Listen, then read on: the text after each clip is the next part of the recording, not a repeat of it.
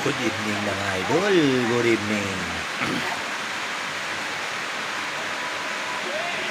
Ito ang aking malunggay mga idol. Malunggay mga idol. Hindi ito red horse. Iba na naman nasa isip nyo mga idol eh. Malunggay ito.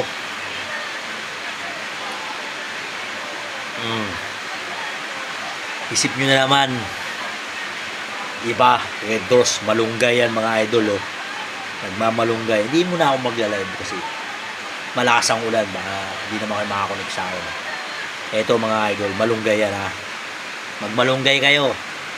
At maglalaban na naman ng basketball Sunday. Kailangan natin magmalunggay.